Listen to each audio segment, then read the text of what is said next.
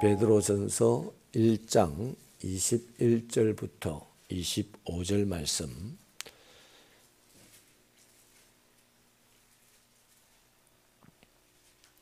우리 다 함께 읽겠습니다. 시작.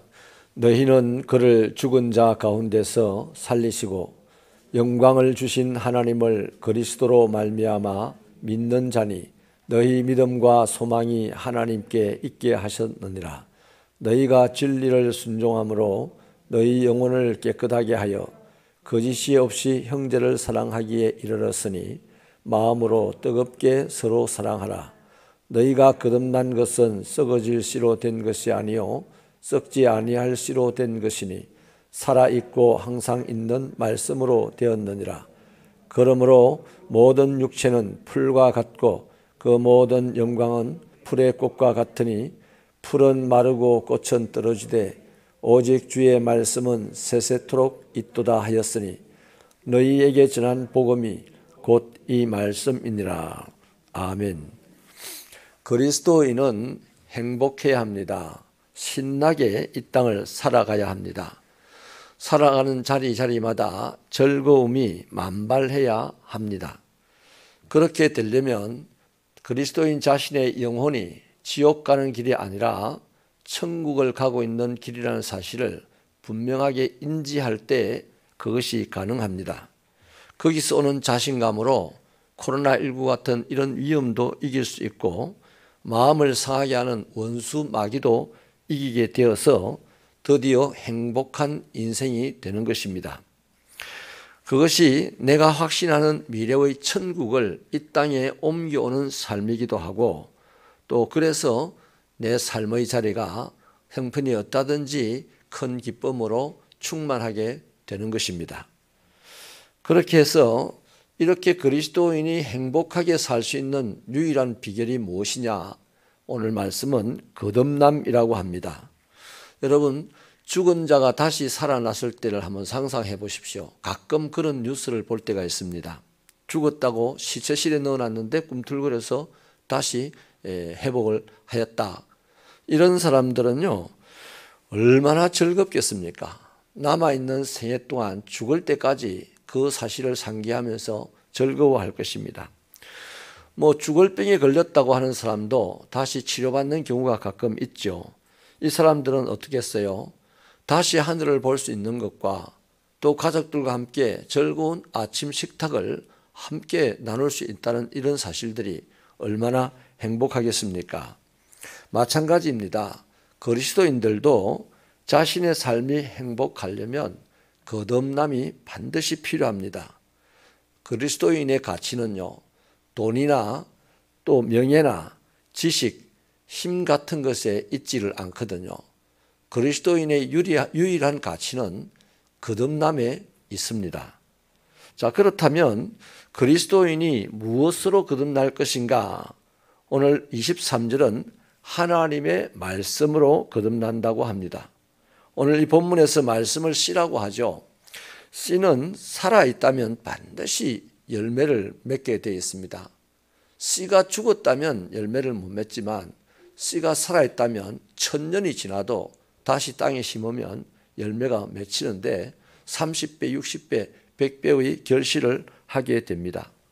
히브리서 4장 12절이 밝히기를 하나님의 말씀은 살아있고 운동력이 있다고 합니다. 또 우리의 영과 혼과 관절과 골수를 찔러 쪼개기까지 한다고 합니다. 왜 그럴까요? 바로 우리를 살리기 위해서입니다.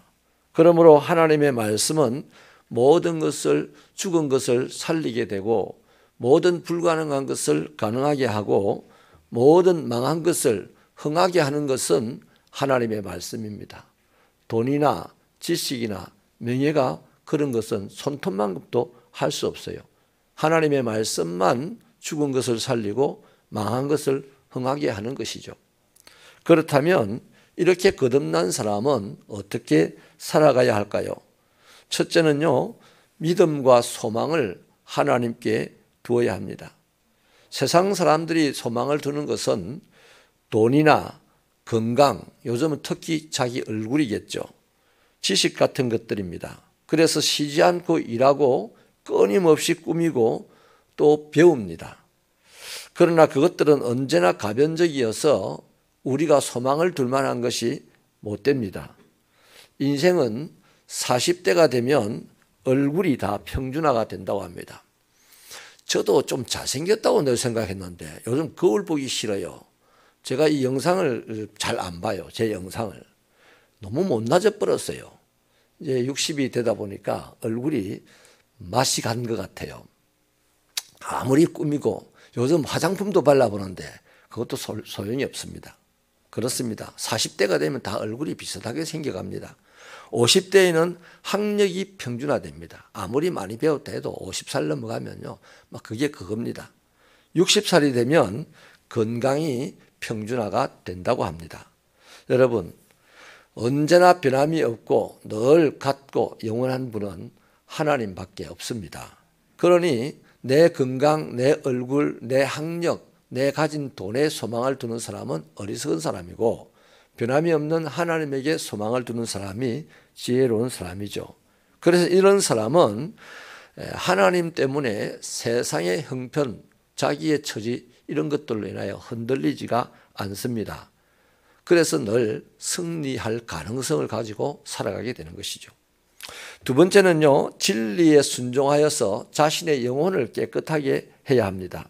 하나님의 말씀은 앞서 말씀드린 대로 우리의 영과 혼과 관절 골수를 찔러 쪼개기까지 한다고 했죠.